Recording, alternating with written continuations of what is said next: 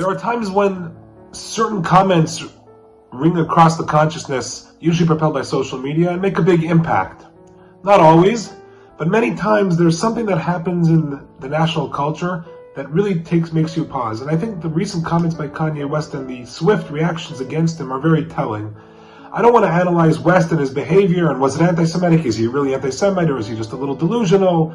Or is he someone who just got caught into a fit of rage and is tripling down? Regardless, the comments are inexcusable. I think we can all agree on that. But what troubles me, and this always happens, it seems to happen, when someone makes comments like this on a very broad stage, and especially his stage, which is enormous, more than the usual, is that we Jews have to take the lesson. And the lesson is very, very simple. The Almighty here are the basic facts about anti-Semitism. The Almighty has promised in His Torah that He gave us at Mount Sinai over 3,300 years ago that there will always be anti-Semitism until the Messiah comes or until all the Jews come back to Judaism. This is a fact. Okay, we believe this to be true.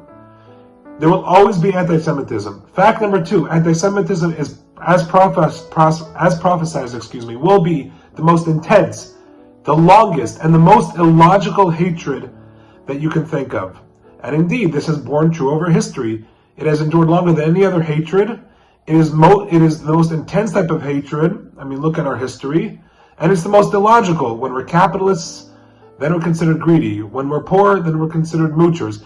Every accusation has been thrown at us, sometimes in the same sentence. The whole point of it is just to remind us who we are and what we're supposed to do.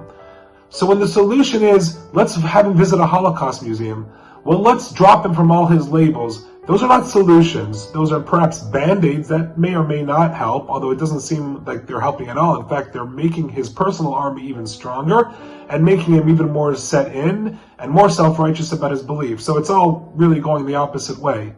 But for us, at least, without analyzing him too much and trying to, sway his mind, the message for us, for you and I as Jews, whether you're Orthodox or not Orthodox, but if you're a Jew with a beating heart and you care about the Jewish people, it is a reminder for all of us to stay together, be a family, love each other, because you never know who's going to pop out of the woodwork and demonstrate their hate and their intolerance and get us all nervous about where our future lies and are we truly safe and home wherever we may be.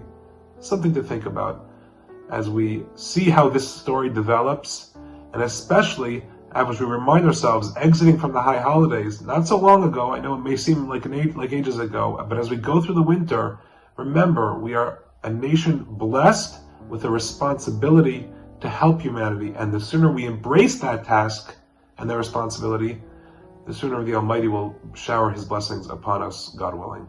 Shabbat Shalom.